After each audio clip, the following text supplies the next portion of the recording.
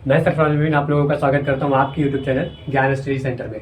तो आज हम लोग द लिविंग वर्ल्ड के तीसरे लेक्चर में जो पढ़ने वाले हैं डिफाइनिंग फीचर और जो नॉन डिफाइनिंग फीचर था उस सब चीज़ों के बारे में पढ़ेंगे। लेकिन इसके बारे में तो हम लोग पहले भी चर्चा कर चुके हैं इससे दूसरे लेक्चर में, जिसमें हम लोग स्पेशल लेक्चर बनाकर देखे थे डिफाइनिंग फीचर क्या होता है और नॉन डिफाइनिंग फीचर क्या होता है।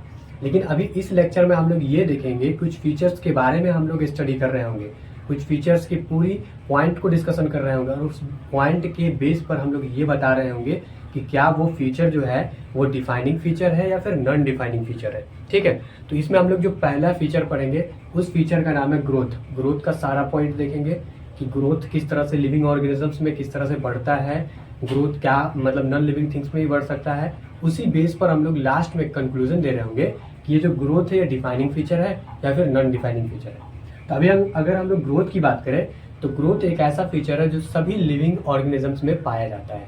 आप किसी भी लिविंग ऑर्गेनिजम्स को देखें, उनका निरंतर क्या होता है, ग्रोथ होता ही रहता है, टाइम टू टाइम वो बढ़ता ही रहता है। चाहे वो मास में बढ़ोतरी हो या फिर वो इंडिविजुअल्स में बढ़ोतरी हो, मतलब अपने जैसा ही एक दूसरे जैसा बनाता हो, तो उसको भी हम लोग एक ग्रोथ की तरह हम लोग ले रहे होते हैं। तो यहाँ पे अभी हम लोगों को एक चीज़ समझ में आया कि ये जो ग्रोथ होता है, ये ग्रोथ तो पहली बात कि सभी ऑर्गेनिजम्स में आपको देखने को मिलेगा, जितना भी लिविंग ऑर्गेनिजम्स है उस सब में आपको ग्रोथ जैसा फीचर तो देखने को मिलेगा ही मिलेगा। लेकिन अगर हम लोग पीछे जाए, मतलब इसके और अंदर जाए, तो एक चीज़ समझ में आता है कि ग्रोथ जो है ना, ग्रोथ को हम लोग दो इसमें बांट सकते हैं कि एक ग्रोथ जो होगा आपको ट्विन, मतलब ग्रोथ का दो कैरेक्टर हो सकता है। सिंपल अगर समझे तो एक ट्विन कैरेक्टरिस्टिक्स ऑफ ग्रोथ, मतलब ग्रोथ का कितना कैरेक्टरिस्टिक्स होगा, दो। मतलब आप लोग अगर किसी भी लिविंग ऑर्गेनिजम्स में ग्रोथ को देखना चाहे तो ये दो चीज़ों को देखकर आप बता सकते हैं कि ये ग्रोथ है या फिर नहीं है। ठीक है, तो यहाँ पे अगर हम लोग ग्रोथ की बात करें तो पहला, अगर किसी के बायोमास में, मतलब उसका जो बायोमास है या वेट है या फिर उसका हाइट है वो बढ़ रहा है, तो उसको हम लोग ग्रोथ के अंदर ले रहे होंगे और बोलेंगे कि ये लिविंग ऑर्गेनिज्म ग्रोथ करता है, मतलब ये लिविंग ऑर्गेनिज्म भी ग्रोथ करता है, मतलब इसके अंदर ग्रोथ जैसा फीचर पाया जाता है। दूसरा क्या क्राइटेरिया है, दूसरा क्या कैरेक्टरिस्टिक्स है कि increase in number of individuals, मतलब अपने जैसा ही दो चार और बना दे तो भी उसके, मतलब उसका जो लिविंग ऑर्गेनिजम्स होगा उसमें ग्रोथ हम लोग बोल सकते हैं। ये भी एक तरह का ग्रोथ है। जैसे कि एक ह्यूमन बींग्स है, अब एक ह्यूमन बींग्स ने अपने जैसा चार ह्यूमन बींग्स बना दिया तो क्या मालूम चला कि उसकी पॉपुलेशन में क्या हुई, बढ़ोतरी हुई।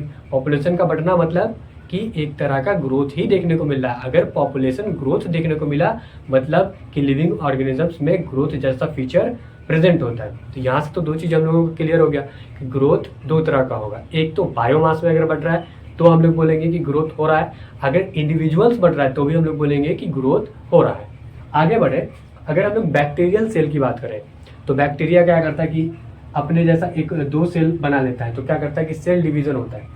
ये बैक्टीरिया क्या करता है, अपना सेल को डिवाइड करके अपने जैसा दो सेल का निर्माण कर देता है, दो सेल का इन्वेंशन कर देता है। तो यहाँ पे दो सेल बन गया। अब इस दो सेल के बनने में क्या क्या चीज़ घटना घटी उसके बारे में देखेंगे।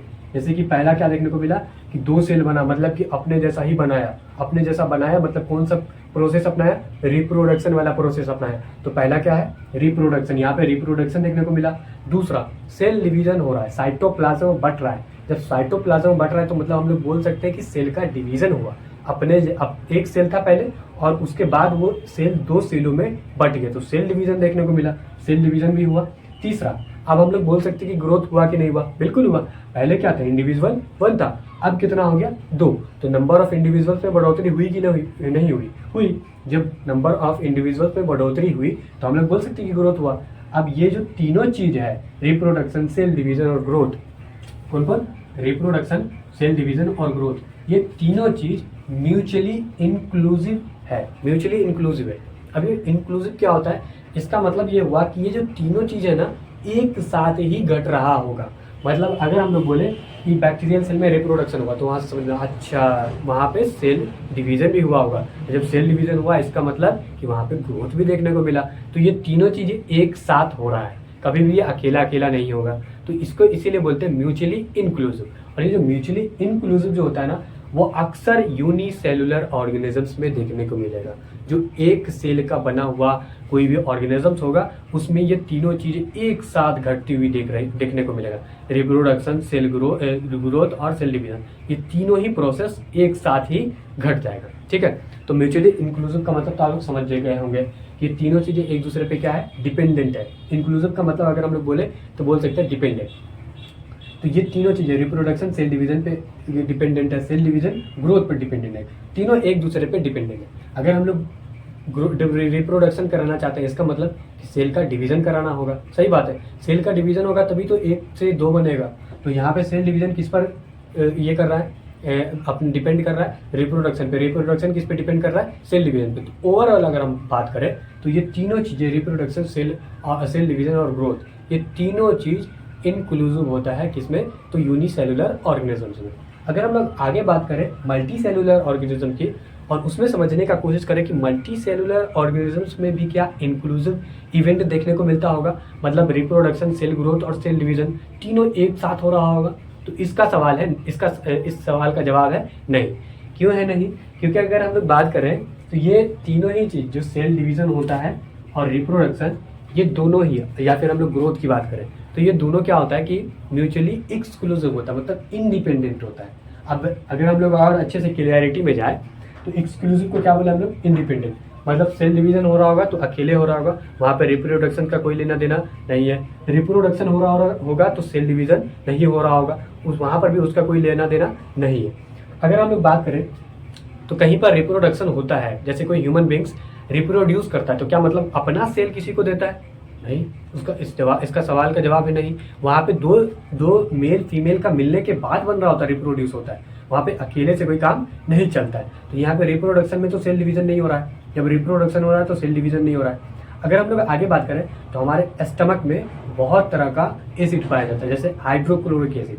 अब ये हाइड्रोक्लोरिक एसिड इतना हार्ड होता है जो किसी भी चीज को गला सकता है। तो हमारे जो स्टमक में जो लेयर्स होते हैं, जो लाइन होता है, उसको क्या करता है, ये 3 से 4 दिन में, हर हफ्ते में 3 से 4 दिन में क्या करता है, खराब कर देता है। और जब ये खराब होता है तो सेल डिवाइड करके उसको क्या करता है, फिर से रिपेयर करता है। तो हफ्ते में 2 बार कम से कम स्टमक की जो लाइनिंग होती है उसको रिपेयर करना पड़ता है सेल को। तो सेल वहाँ पे डिवीजन होगा।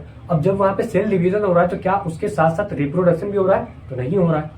तो रिप्रोडक्शन और सेल डिवीजन दोनों ही क्या है, एक्सक्लूसिव इवेंट है, मतलब इंडिपेंडेंट इवेंट है, दोनों एक दूसरे पर डिपेंड नहीं करता है। किसमें, तो ये होगा मल्टी सेलुलर ऑर्गेनिज्म। अगर हम लोग यूनिसेलुलर ऑर्गेनिज्म की बात करेंगे तो वहां पे तीनों ही चीज, सेल डिवीजन हो या फिर रिप्रोडक्शन हो, ग्रोथ हो, वो तीनों चीज क्या करती है, एक दूसरे पर डिपेंड करता है। इसलिए हम लोग बोलते हैं उसको क्या, इंक्लूसिव इवेंट बोलते हैं।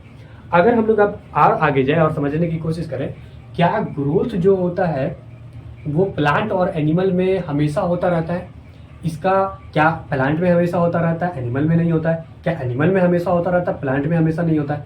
तो आपको जानकर बहुत हैरानी होगी कि एनिमल में कुछ समय के बाद क्या होता है कि ग्रोथ होना बंद हो जाता है। कुछ सर्टेन एज, मतलब कि कुछ एज है, क्राइटेरिया है, उस एज के बाद अब वो एनिमल ग्रोथ नहीं कर सकता। अब उसके बायोमास में बढ़ोतरी आपको देखने को नहीं मिलेगा। लेकिन अगर आप लोग ट्री की बात करें, अगर आप प्लांट की बात करें, तो प्लांट हमेशा बढ़ता है, वो कभी नहीं रुकता, उसकी ग्रोथ कभी नहीं रुकती। उसकी लाइफ जब तक रहेगी तब तक क्या होगा, वो अपने आप में ग्रो करता ही रहेगा। एक समय के बाद, जैसे कि मान लेते हैं कुछ समय तक मतलब कुछ ट्री देखा गया, प्लांट को देखा गया कि बहुत बढ़ रहा है तो हम लोग देख पा रहे हैं कि हाँ बढ़ रहा है। लेकिन एक समय के बाद देखते हैं कि प्लांट ग्रो नहीं करता है, मतलब जितना बड़ा था उतना ही बड़ा रहता है, वो ग्रो नहीं करता है। तो आप धोखा खा जाते हैं। क्योंकि अगर हम लोग बात करें एनिमल्स की, तो एनिमल्स में क्या होता है कि जैसे कि कोई बच्चा है 5 साल का, तो उसका जब कोई पड़ोसी आया, मतलब कोई रिलेटिव आया, 5 साल का था तब देखा उनको, और 5 साल के बाद जब रिलेटिव आएगा तो देखेगा अच्छा इसका तो हाइट बढ़ गया, इसका तो बायोमास बढ़ गया, तो बोलता है कि अरे तुम तो बहुत बड़े हो गए। लेकिन जब प्लांट में देखते कि 5 साल के बाद प्लांट उतना बड़ा है, फिर 5 साल के बाद प्लांट उतना ही बड़ा है। क्यों?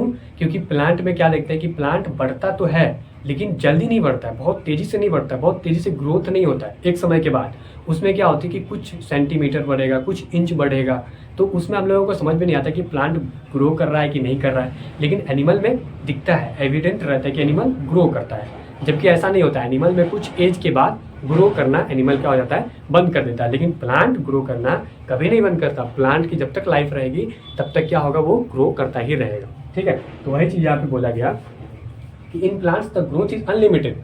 प्लांट में ग्रोथ क्या होता है, अनलिमिटेड होता हुआ, कभी रुकता नहीं है। And continuous through out life, ये हमेशा होता रहेगा, जब तक इसका लाइफ रहेगा, जिंदगी रहेगा, तब तक इसमें ग्रोथ आपको देखने को मिलेगा। बट इन एनिमल्स, अगर हम एनिमल्स की बात करें तो इसमें क्या होता है कि ग्रोथ एक सर्टेन एज के बाद रुक जाता है, उसके बाद वो ग्रोथ नहीं होगा। अब अगर हम लोग आगे बढ़ें तो अब ये सवाल मतलब सारे पॉइंट को जानने के बाद अब हम लोगों को जवाब देने की बारी आ गई कि ग्रोथ डिफाइनिंग फीचर है या नॉन डिफाइनिंग फीचर है। तो यहाँ पे हम लोग क्या किया कि सारे लिविंग ऑर्गेनिजम्स के बारे में पढ़े, इसमें प्लांट के बारे में, एनिमल्स के बारे में, ग्रोथ के सारे क्राइटेरिया को देखें। अब क्या करते हैं कि कुछ नॉन लिविंग थिंग्स में देखते हैं कि क्या उसमें भी ग्रोथ देखने को मिलता है या नहीं देखने को मिलता है। जी बिल्कुल देखने को मिलता है। अगर आप लोग माउंटेन को देखें, माउंटेन में कुछ मतलब बर्फबारी होगी तो माउंटेन का हाइट क्या होगा, बायोमास क्या होगा, बढ़ जाएगा। अगर आप लोग पहाड़ क्या बोलते हैं वो सैंड ड्यून को देखें, जिसको हम लोग बोलते हैं बालू का टीला, जो रेगिस्तान वगैरह में देखने को मिलेगा, तो वहाँ पे क्या होता है ना कि और बाहर से बालू आ गया उड़कर, तो वो टीला क्या हो जाएगा, बढ़ जाएगा, मतलब उसकी हाइट क्या हो जाएगी, बढ़ जाएगा, उसका बायोमास क्या हो जाएगा, बढ़ जाएगा। Mass of sand dune and mountain क्या होता है, इंक्रीज होता है। अब जब ये इंक्रीज हो रहा है तो क्या बोलेंगे कि इसमें भी ग्रोथ क्या है, एविडेंट है, ग्रोथ को हम लोग देख सकते हैं। तो इसका ये मतलब हुआ कि नॉन लिविंग थिंग्स भी ग्रो कर सकता है, non living things do grow, non living thing भी क्या होता है, ग्रो करता है। तो जब नॉन लिविंग थिंग्स भी ग्रो कर रहा है तो काहे का डिफाइनिंग फीचर, हम लोग डिफाइनिंग फीचर के बारे में क्या पढ़े थे कि डिफाइनिंग फीचर वैसा फीचर है जो क्या करता है कि 100% लिविंग थिंग्स में ही हो रहा होगा, 0% नॉन लिविंग थिंग्स में। मतलब जो फीचर अगर 100% लिविंग थिंग्स में देखने को मिल गया वो हम लोग डिफाइनिंग फीचर बोलेंगे। लेकिन वो फीचर अब नॉन लिविंग थिंग्स में देखने को नहीं मिलना चाहिए। अगर वही फीचर नॉन लिविंग थिंग्स में भी देखने को मिलता है 100% के बावजूद, तब भी हम लोग उसको डिफाइनिंग फीचर नहीं बोलेंगे, उसको कैरेक्टरिस्टिक फीचर के अंदर रख देंगे। तो यहाँ पे हम लोग बोल सकते हैं कि growth is not defining feature. जो ग्रोथ है नॉट डिफाइनिंग फीचर है। क्यों? क्योंकि ये नॉन लिविंग थिंग्स में भी देखने को मिलता है। नॉन लिविंग थिंग्स भी क्या कर सकता है, अपने आप को ग्रो कर सकता है। दूसरे फीचर रिप्रोडक्शन के बारे में देखेंगे और इसके बारे में बताएंगे कि क्या ये डिफाइनिंग फीचर है या फिर कैरेक्टरिस्टिक फीचर के अंदर हम लोग डाल देंगे। ठीक है, तो रिप्रोडक्शंस पहले तो हम लोग शब्द से समझने का कोशिश करें कि ये शब्द कहना क्या चाहता है। तो रिप्रोडक्शंस में अगर हम लोग देखें तो दो वर्ड को हम लोग तोड़कर बना सकते हैं। एक हो जाएगा री, एक हो जाएगा प्रोडक्शन। री का क्या मतलब होता है, अगेन आप लोग हमेशा सुने होंगे रीअपियर या री अगेन। रीअपियर का क्या मतलब होता है कि कहीं पर फिर से हम लोगों को दोबारा जाना पड़ेगा वहाँ पर। जैसे कि रीअपियर, हमारा एग्जाम होने वाला है, कोई एग्जाम होगा जो कैंसिल हो चुका है, फिर से क्या होगा, रीअपियर होगा। ठीक है, तो री मतलब अगेन, प्रोडक्शन का मतलब होता है टू प्रोड्यूस या फिर टू मेक, क्या करना, किसी चीज़ को बनाना या फिर प्रोड्यूस करना। अब हम लोग रिप्रोडक्शन पढ़ रहे हैं, इसमें किस चीज़ को बनाएंगे, तो किसी प्रोजनी मतलब किसी बेबी को बनाने का काम करेंगे। तो रिप्रोडक्शन में यहाँ तो हम लोग दो वर्ड को तोड़कर समझ गए कि रिप्रोडक्शन में क्या हो रहा होगा कि हम लोग दोबारा बार बार किसी बेबी को बना रहे होंगे, किसी प्रोजनी को बना रहे होंगे। तो अब अगर हम लोग इसके डिफिनेशन पे आए तो समझने का कोशिश करें कि it is a biological process, यह एक बायोलॉजिकल प्रोसेस है which leads to the production of new progeny. क्या करता है यहाँ पर कि न्यू प्रोजनी बनाने का यहाँ पे काम हो रहा होगा। मेक मोर और लेस सिमिलर, इस वर्ड पर अगर आप ध्यान देना पड़ेगा, मोर और लेस सिमिलर टू पेरेंट्स। जो प्रोजनी जो बनने वाला है, जो बेबी आने वाला है, वो हो सकता है कि अपने पेरेंट्स से सिमिलर हो या फिर लेस सिमिलर हो। मतलब सिमिलर होगा, या तो मोर सिमिलर हो सकता है बहुत ही ज़्यादा, या फिर कुछ सिमिलैरिटी मिल रही होगी और बहुत ही ज़्यादा अलग होगा। उसको हम लोग वेरिएबिलिटी के अंदर रख सकते हैं। अब रिप्रोडक्शन जो होता है ना, वो दो टाइप का होता है मेनली, एक होता है असेक्सुअल और एक होता है सेक्सुअल। अब ये असेक्सुअल जो होता है ना, इसमें जो भी अगर कोई ऑर्गेनिजम्स असेक्सुअल रिप्रोडक्शन के माध्यम से अपने बेबी को बनाता है, तो उसमें जो होता है कि पेरेंट सेल में और प्रोजेनी में दोनों में सिमिलैरिटी बहुत ही ज़्यादा होगा। क्यों? क्योंकि अगर हम लोग बैक्टीरिया की बात करें तो बैक्टीरिया क्या करता है, असेक्सुअल रिप्रोडक्शन के मीडियम से अपने प्रोजेनी सेल को बनाता है, अपने बेबी को बना रहा होता है। तो वहाँ पे सेल डिवीजन करके बनाता है, मतलब कि यहाँ पे टू कॉपी, पहले वाले बैक्टीरिया की तरह ही दूसरा बैक्टीरिया जन्म लेगा, मतलब हूबहू उसी की तरह बनेगा। तो जितने जो भी गुण उसके अंदर है पेरेंट सेल में, वही प्रोजेनी सेल के अंदर या फिर प्रोजेनी मतलब बेबी के अंदर भी वही गुण देखने को मिलेगा। तो कोई ज़्यादा चेंजिंग यहाँ पे नहीं होता है। लेकिन अगर हम लोग सेक्सुअल की बात करें, सेक्सुअल रिप्रोडक्शन में, तो सेक्सुअल रिप्रोडक्शन में बहुत ही ज़्यादा वेरिएबिलिटी देखने को मिलता है, चेंजिंग्स देखने को मिलता है। जो पेरेंट सेल में है वो आप बेबी में नहीं रहेगा। क्यों? क्योंकि सेक्सुअल में होता है क्या कि मेल और फीमेल दोनों के गैमेट्स को मिलने से बनता है एक बेबी। ठीक है, तो यहाँ पे मेल का कुछ गुण और फीमेल का कुछ गुण बेबी के अंदर जाता है। तो बहुत ही ज़्यादा वेरिएबिलिटी देखने को मिलता है। जब वेरिएबिलिटी देखने को मिलता है तो यहाँ पे किसी भी ऑर्गेनिजम्स के रहने का धरती पर चांसेस क्या होता है, बढ़ता है। क्यों बढ़ता है? क्योंकि अगर मान लें कि हम समय के साथ अपने आप को चेंज नहीं करते हैं तो हमारे अंदर बहुत कमियां रह जाएगी और हम बहुत पीछे छूट जाएंगे। तो समय के साथ क्या करना पड़ता है, चेंजिंग करना पड़ता है। और ये सेक्सुअल रिप्रोडक्शन क्या करता है, समय के साथ किसी भी ऑर्गेनिजम्स में चेंजिंग कर रहा होता है। जैसे कि अब कल कैसा क्लाइमेट रहेगा, कैसा कंडीशंस रहेगा, क्या क्या चीज़ नहीं मिलेगा तो भी अपनी लाइफ को सर्वाइव कर सकता है, ये सब चीज़ उसके अंदर पहले से डाल दिया जाता है। तो यहाँ पे वेरिएबिलिटी आ जाती है। तो वेरिएबिलिटी क्या यहाँ पे अच्छी चीज़ है, जबकि सिमिलैरिटी बहुत अच्छी चीज़ नहीं है। ठीक है, अब अगर हम लोग बात करें कि रिप्रोडक्शन डिफाइनिंग फीचर है या फिर हम लोग इसको भी कैरेक्टरिस्टिक फीचर के अंदर डाल देंगे, तो अगर हम रिप्रोडक्शन की बात करें तो पिछले ही लेक्चर में और उससे भी पिछले लेक्चर में द लिविंग वर्ल्ड के पहले लेक्चर में हम लोग अर्नेस्ट मियर का एक डिफिनेशन, जो स्पीसीज के बारे में डिफिनेशन दिया गया, उसमें हम लोग पढ़े थे। जो क्या पढ़ रहे थे कि कुछ ह्यूमन मतलब कि कुछ होते हैं, मतलब ऑर्गेनिजम्स, जो सेम ऑर्गेनिजम्स अगर एक दूसरे को इंटरब्रीड करके एक नए बेबी का जन्म देगा तो वह अपने ही जैसा देगा, जिसको हम लोग स्ट्राइल बोलते हैं। ठीक है, तो म्यूल जब बनता है, जो किसी मतलब म्यूल जो होता है ना, वो अब ये तो बन गया, मतलब आ गया, ये रिप्रोडक्शन के माध्यम से तो आ गया, लेकिन ये रिप्रोडक्शन नहीं कर पाएगा। अब ये नए बेबी को जन्म नहीं दे सकता है। यहाँ पे जैसे कि स्ट्राइल ह्यूमन की बात करें तो ये भी नहीं दे सकता है, स्ट्राइल ह्यूमन कपल भी नहीं दे सकता है। वर्कर बीज की बात करें, जो मधुमक्खी होता है वर्कर बीज, तो वो भी नहीं दे सकता है, मतलब वो भी रिप्रोडक्शन नहीं कर पाएगा। फिर अगर हम लोग बात करें, ये लोग रिप्रोडक्शन नहीं कर सकते। जब इतने सारे ऑर्गेनिजम्स, लिविंग थिंग्स और मतलब रिप्रोडक्शन कर ही नहीं सकता है, तो क्या हम लोग रिप्रोडक्शन को ये बोलना सही होगा कि ये रिप्रोडक्शन जो है डिफाइनिंग फीचर है? तो नहीं, क्योंकि डिफाइनिंग फीचर नहीं है। म्यूल जैसा लिविंग थिंग्स जब रिप्रोडक्शन नहीं कर रहा है, स्ट्राइल ह्यूमन कपल रिप्रोडक्शन नहीं कर रहा है, वर्कर भी जो लिविंग थिंग्स है फिर भी ये रिप्रोडक्शन नहीं कर रहा है, तो काहे के लिए हम बोलेंगे कि रिप्रोडक्शन एक तरह का डिफाइनिंग फीचर है? डिफाइनिंग फीचर नहीं होगा, ये एक तरह का कैरेक्टरिस्टिक फीचर हो जाएगा। तो reproduction is not a defining feature. Metabolism के बारे में पढ़ेंगे और इसको बताएंगे कि क्या ये डिफाइनिंग फीचर है या फिर इसको भी हम लोग कैरेक्टरिस्टिक फीचर के अंदर डाल देंगे। तो जब हम लोग मेटाबॉलिज्म की बात करते हैं तो इसके बारे में पहले भी, जैसे कि cell the unit of life chapter वाले में भी हम लोगों ने बहुत चर्चा की थी कि मेटाबॉलिज्म क्या होता है। बेसिकली ये कुछ भी नहीं होता है, जो भी आपके बॉडी के अंदर जो भी रिएक्शंस चल रहा होता है उसके सारे टोटल को हम लोग मेटाबॉलिज्म बोल रहे होते हैं। अब जब रिएक्शन अंदर चल रहा है तो किसी चीज़ को तोड़ने के लिए रिएक्शन चल रहा होगा या फिर किसी चीज़ को जोड़ने के लिए रिएक्शन चल रहा होगा। बस यही दो चीज़ को तोड़ और जोड़ के लिए जो रिएक्शन चलता है, उसी सब के टोटल के सम को हम लोग क्या बोलते हैं, मेटाबॉलिज्म ही बोल रहे होते हैं। तो क्या बोलते हैं कि sum total all chemical reaction, जो भी केमिकल रिएक्शन आपके बॉडी के अंदर हो रहा है, chemical reaction occurring in an organisms body, जो भी ऑर्गेनिजम्स है उसके बॉडी के अंदर जो भी केमिकल रिएक्शन हो रहा है उसके सारे टोटल को हम लोग क्या बोलते हैं, मेटाबॉलिज्म बोल रहे होते हैं। तब यहाँ से समझ में तो एक चीज़ क्लियरली आ रहा होगा आप लोगों को, मेटाबॉलिज्म कितने टाइप का होता होगा? दो टाइप का। कौन कौन? एक तोड़ने वाला मेटाबॉलिज्म, एक जोड़ने वाला मेटाबॉलिज्म। तो मेटाबॉलिज्म दो टाइप का, एक को बोलते हैं हम लोग कैटाबॉलिज्म और एक को बोलते हैं हम लोग एनाबॉलिज्म। ये कैटाबॉलिज्म क्या है? कैटा में क्या वर्ड आ रहा है आपको? काटा। तो काटा मतलब ये काटने वाला मेटाबॉलिज्म है, मतलब कि इसमें तोड़ने वाला मेटाबॉलिज्म हो रहा होगा। जो भी रिएक्शन इसके अंदर चल रहा होगा वो किसी चीज़ को तोड़ने के लिए चल रहा होगा। अब जस्ट इसका उल्टा है एनाबॉलिज्म। तो जब तोड़ने वाला का रिएक्शन का मालूम चल गया मेटाबॉलिज्म के बारे में, तब ये एनाबॉलिज्म किस चीज़ का काम कर रहा होगा? तो ये किसी चीज़ को जोड़ने का काम कर रहा होगा, तो ये एनाबॉलिज्म होता है। और ये जो फीचर है सिर्फ आपको लिविंग ऑर्गेनिजम्स में ही देखने को मिलेगा, इसलिए इसको हम लोग डिफाइनिंग फीचर बोल रहे हैं। ठीक है, आगे चले और अगले इसके बारे में देखें, फीचर के बारे में। तो एक होता है सेलुलर ऑर्गेनाइजेशन। ठीक है, सेलुलर ऑर्गेनाइजेशन वैसा ऑर्गेनिजम्स जिसमें सेल प्रेजेंट हो। अब जब सेल प्रेजेंट है तो उसके अंदर सारा प्रक्रिया चल रहा होगा, चाहे वो ये मेटाबॉलिज्म वाला हो, क्योंकि सेल के अंदर ही मेटाबॉलिज्म चलता है, और चाहे वो रिप्रोडक्शन हो या फिर सेल ग्रोथ हो, सारा चीज़ इसके अंदर देखने को मिलता है।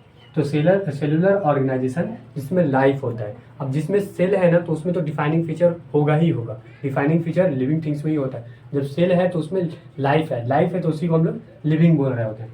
तो सेलुलर ऑर्गेनाइजेशन में क्या देखने को मिलेगा? ये एक तरह का डिफाइनिंग फीचर है लिविंग ऑर्गेनिजम्स का, क्योंकि सेल में लाइफ पाया जाता है और लाइफ का मतलब हम लोग बोल सकते हैं कि लिविंग थिंग्स है ये।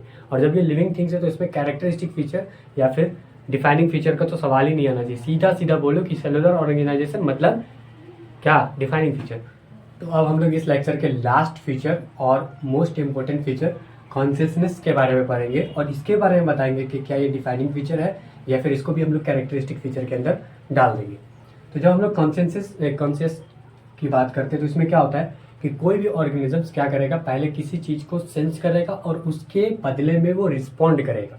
जैसे कि आप एक पौधा देखते हैं जिसके हल्का से एक पत्ती को छू देने पर क्या होता है, वो पूरे पत्ती को सिकोड़ लेता है, मतलब मुरझा जाता है। उसको हम लोग छुई मुई का पौधा भी बोलते हैं। वो होता क्या कि जब उसको छुओगे वो पूरी तरह से अपने आप को पैक कर लेगा। तो उसमें क्या होता है कि पहले उसने सेंस किया उस पौधे ने कि कोई बाहरी सराउंडिंग से उसको कोई खतरा है। जब उसको महसूस हुआ कि खतरा है तो पूरे स्टीम से क्या करता है, पानी को खींच कर नीचे की तरफ लेके चला जाता है, जिसके कारण उसकी पूरी पत्ती क्या होती है, मुरझा जाती है और पूरा पैक्ड हो जाता है वो। तो पहले क्या करेगा, कोई भी ऑर्गेनिज्म सेंस करेगा और जैसे ही लगेगा कि उसको कोई खतरा है तभी जाके वो क्या करने लगेगा, रिस्पॉन्ड करेगा। तो क्या ये कॉन्शियसनेस डिफाइनिंग फीचर होगा या नहीं होगा। तो पहली बात करते हैं कि क्या ये कॉन्शियसनेस जो है ये सारे ऑर्गेनिजम्स में देखने को भी मिलता है कि नहीं मिलता है। जी बिल्कुल, आपको सारे ऑर्गेनिजम्स में ये कॉन्शियसनेस फीचर आपको देखने को मिलेगा।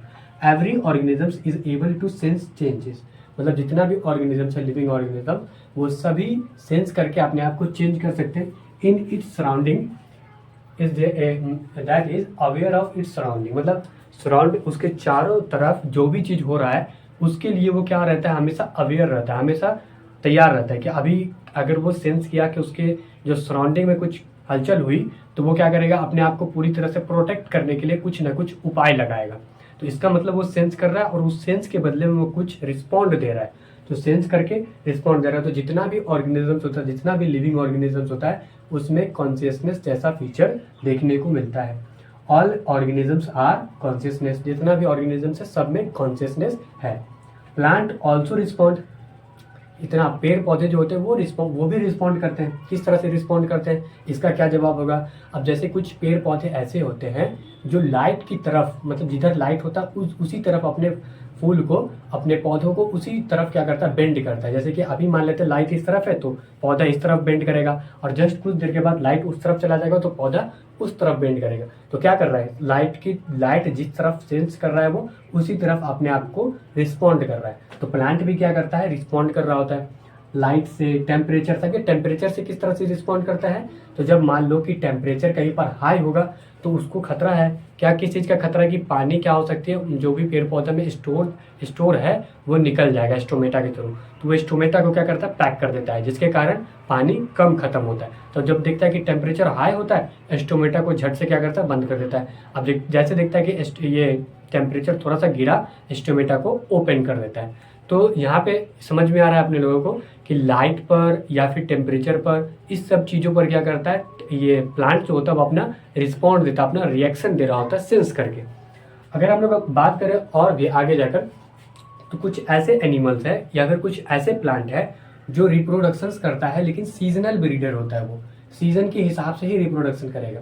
जैसे कुछ एनिमल्स ऐसे हैं जिसको हाई टेम्परेचर में रिप्रोडक्शन करना ही पड़ेगा क्योंकि वही उसके लिए फेवरेबल कंडीशन है। कुछ ऐसे एनिमल्स है जिसको लो टेम्परेचर पर रिप्रोडक्शन करना पड़ेगा या फिर इंटरब्रीड करना पड़ेगा, तो वो उसके लिए फेवरेबल कंडीशन है। सबके लिए अलग अलग फेवरेबल कंडीशन है। तो यहाँ पे सीजनल ब्रीडर भी देखने को मिलता है। तो जैसे मालूम चलता है कि अच्छा अब मेरे लिए फेवरेबल कंडीशन आया, वो रिप्रोडक्शन करना चालू कर देता है। और जैसे ही मालूम चलता है कि अब ये मेरे लिए फेवरेबल कंडीशन या अनफेवरेबल कंडीशन है, तभी क्या करता है, अपना रिप्रोडक्शन को वहीं पर बंद कर देता है। तो ये जो कॉन्शियसनेस है ना, कॉन्शियसनेस एक तरह का डिफाइनिंग फीचर है क्योंकि ये सारे लिविंग ऑर्गेनिजम्स में देखने को मिलेगा लेकिन किसी भी नॉन लिविंग ऑर्गेनिजम्स में देखने को नहीं मिलता है। अब कुछ लोगों का आगे जाके सवाल ये बनता है, प्रोस्पेक्टिव ये बन रहा होता है कि ये जो कोमा पेशेंट होता है, कोमा पेशेंट में तो किसी भी तरह का कॉन्शियसनेस नहीं है, उसको तो मशीन के थ्रू हम लोग सारा काम करवा रहे होते हैं, उसको अगर मन भी कुछ करेगा तो भी कुछ नहीं कर सकता है ना। तो उसके अंदर तो कॉन्शियसनेस है नहीं, सेंस कर पा रहा है लेकिन रिस्पॉन्ड नहीं कर पा रहा है। लेकिन वो जिंदा है, उसके अंदर इतना क्षमता है कि वो अपने ब्रेन के थ्रू कुछ ना कुछ सोच पा रहा है और वो सेंस कर पा रहा है, कम से कम रिस्पॉन्ड नहीं करता। रिस्पॉन्ड तो हम लोग मशीन के थ्रू करवा रहे होते हैं, लेकिन जब तक वो मर ना जाए, कोमा पेशेंट डेड ना हो जाए, तब तक हम लोग उसको कॉन्शियसनेस के अंदर ही रखते हैं। ठीक है, तो कॉन्शियसनेस जो होता है ना वो एक तरह का डिफाइनिंग फीचर है, ये सारे लिविंग ऑर्गेनिजम्स में देखने को मिलता है। तो आज के लेक्चर में बस इतना ही। इसमें हम लोगों ने सारे फीचर्स के सारे पॉइंट को देखने के बाद ये डिसाइड किया कि क्या वो जो फीचर है वो डिफाइनिंग फीचर होगा या नॉन डिफाइनिंग फीचर होगा। तो आज के लेक्चर में हम लोगों ने सारे फीचर के बारे में चर्चा कर चुके हैं बहुत ही अच्छे ढंग से। तो आज के लिए बस इतना ही, धन्यवाद।